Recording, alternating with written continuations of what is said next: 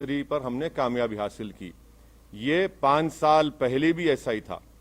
दूसरा, सिकंदराबाद में हमने 12 सिकंदराबाद पार्लियामेंट कॉन्स्टिट्यूंसी में 12 म्युनिसिपल वार्ड्स में कंटेस्ट किया और 9 म्युनिसिपल डिविजन्स पर 9 म्युनिसिपल डिविजन्स पर अल्हम्दुलिल्लाह हमको कामयाबी मिली। वैसे ही हमने 3 municipal wards Malkajgiri parliament segment में हमने इंतखाबात में हिस्सा लिया, हमको कामयाबी नहीं मिली। 2 म्युनिसिपल डिवीजन्स हमने चिवल्ला पार्लियामेंट कॉन्स्टिट्यूंसी में हमने लड़ा और दोनों पर हमको कामयाबी मिली। तो मैं फिर से अल्लाह सुब्हाना व तआला का शुक्रगुजार हूँ कि परवरदिगार ने हम पर बहुत बड़ा रहम और करम किया और हमारी पार्टी को इन गरीब आवाम की दुआओं को कबूल किया और हमको कामयाबी से हमकिनार किया।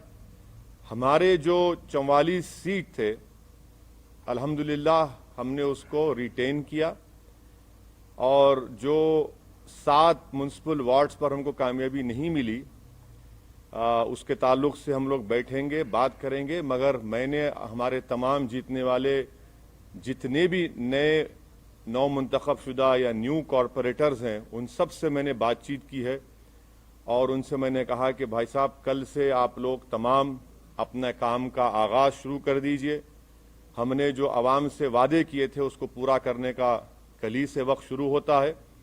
और साथ ही साथ मैं बताना ज़रूरी समझता हूँ आप तमाम को कि पुराना पुल डिवीज़न से राजमोहन चौथी मरतबा MIM पार्टी के म्युनिसिपल कॉरपोरेटर के तौर पर जीते हैं। कारवान से हमने स्वामी यादव को टिकट दिया था राजेंद्र यादव साहब की जगह पर, उनको कामयाबी मिली। तो ये हमारी परफॉर्मेंस था जिसको मैं समझता हूं कि मैं इससे मुतमईन हूं। और हमारा जो अगर आप बोलेंगे कि स्ट्राइक रेट है 51 म्युनिसिपल वार्ड्स में, ये हमारा मैं समझता हूं कि सबसे बेहतरीन स्ट्राइक रेट रहा है। अब आपका जो बुनियादी सवाल होगा कि बीजेपी भी जीती, यकीनन बीजेपी जीती है और ये अवाम का फैसला है और हमारी कोशिश ये होगी कि हम जमहूरी तरीके से बीजेपी से मुकाबला करेंगे और हमको पूरा यकीन है कि इनकी बढ़ते हुए कामयाबी के कदम को इंशाअल्लाह ताला हैदराबाद की आवाम बल्कि पूरे तेलंगाना की आवाम इसको रोकेगी। और मुझे ये भी कहना पड़ेगा कि तेलंगाना में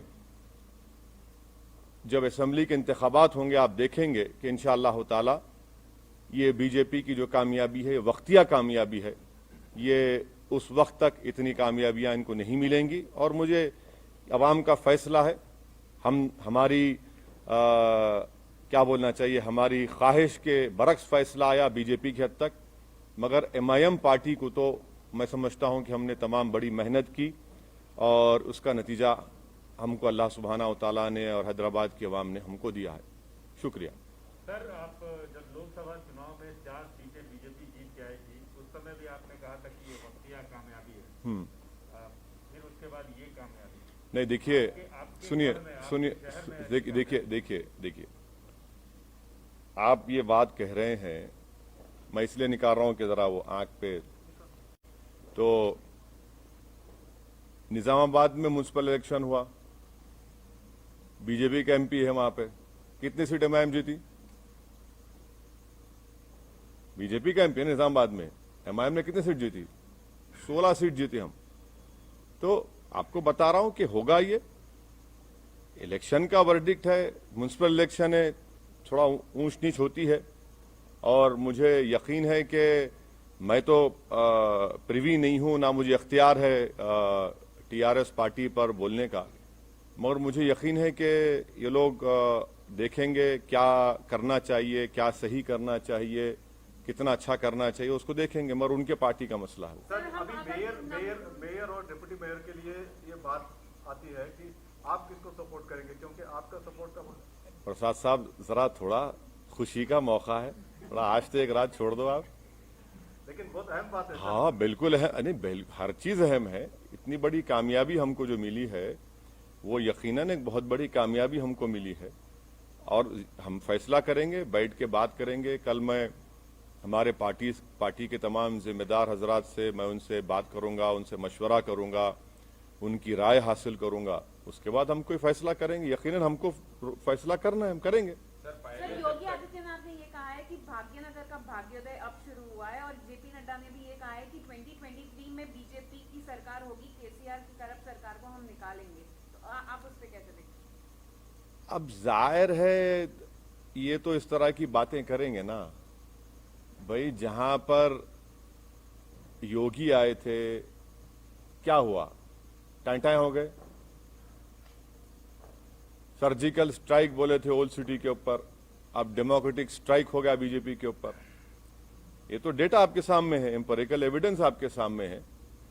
हम तो योगी आदित्यनाथ से यही कहेंगे कि आप तो मुंबई गए थे, ज्यादा एक्टिंग मत करिए, हकीकत की दुनिया में आ जाइए और जो जुल्म वहां पर दलितों पर किया जा रहा है उसको खत्म करिए।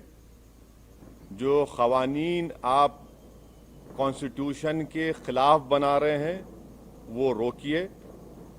और मुझे यकीन है कि केसीआर गो हमारे अपोजिट पार्टी के हैं, मगर एक बात मानना पड़ेगा, एक रीजनल फेस है और वो रीजनल फेस आज भी इम्पोर्टेंट है, कल भी इम्पोर्टेंट रहेगा।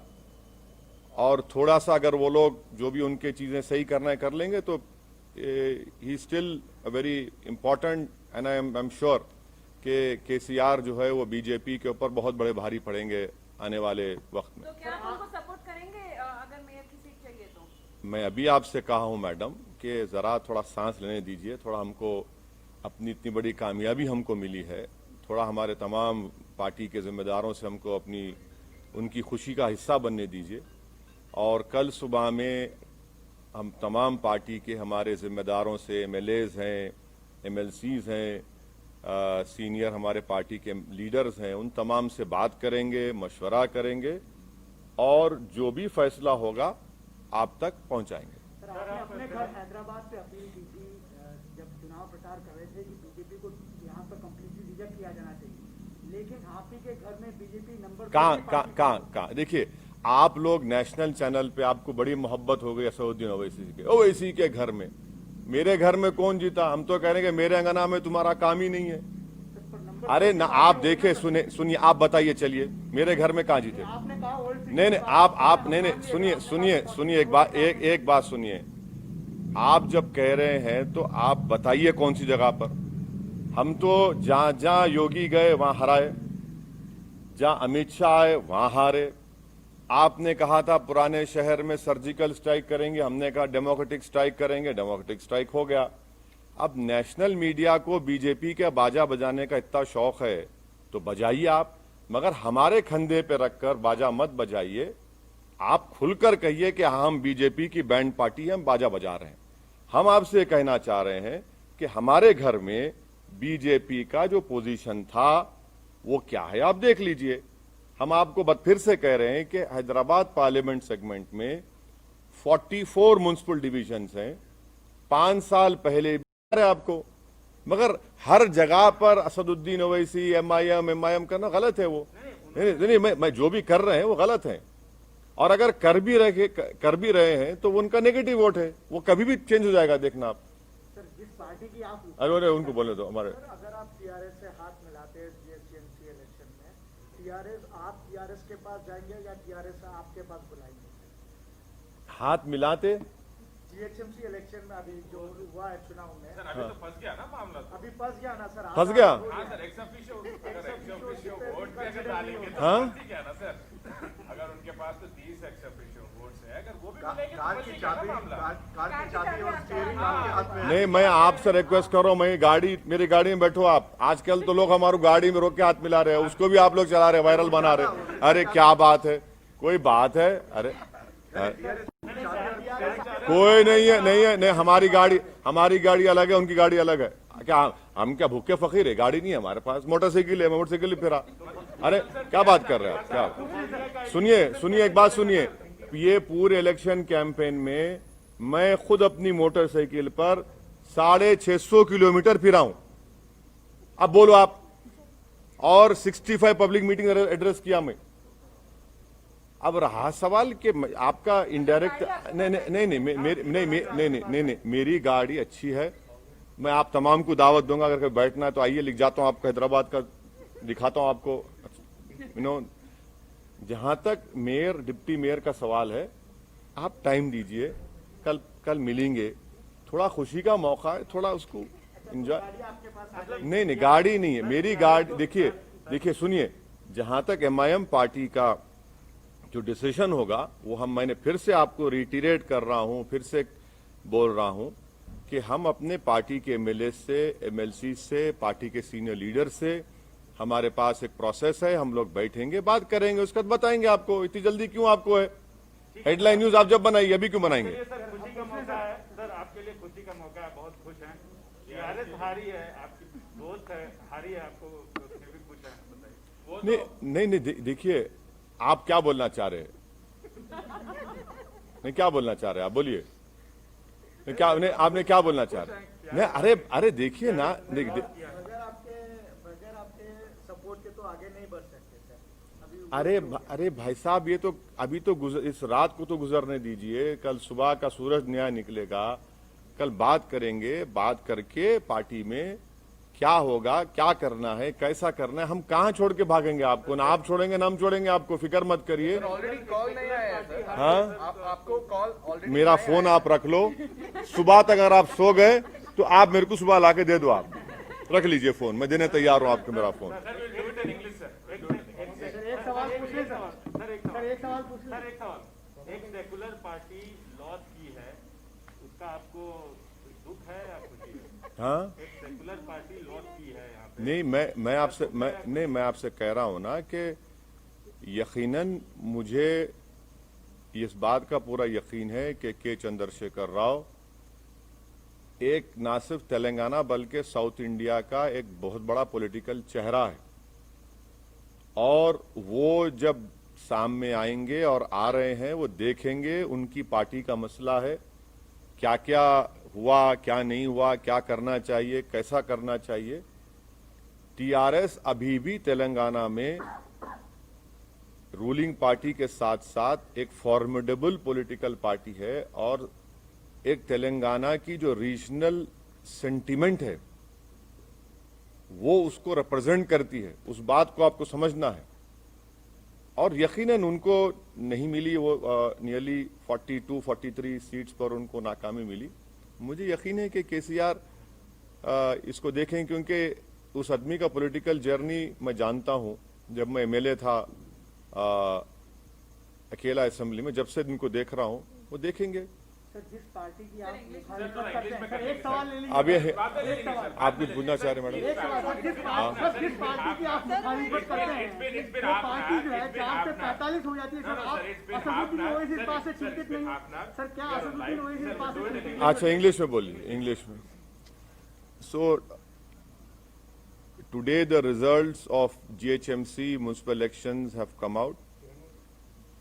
I want to thank the people of Greater Hyderabad Municipal Corporation and all the people who have come out and voted on the polling day.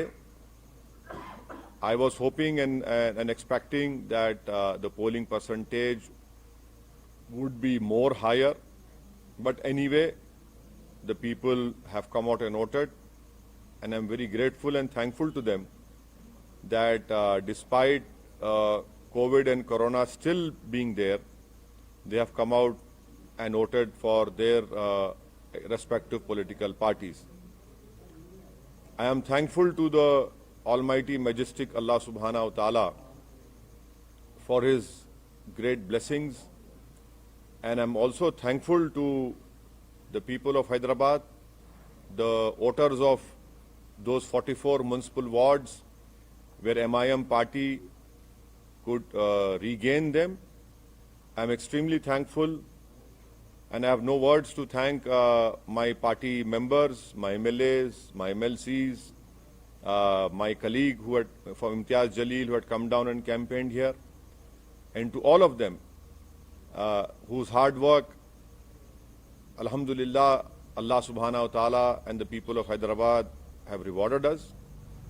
We were able to retain the 44 municipal wards out of the 51 we had contested, and this is the highest strike rate of a political party. And let me also please remind you that 5 years ago, MIM had contested 60 municipal wards and we could win 44. This time we contested 51, we could win 44. And to all the national channels, I would urge them to listen to what I am telling now.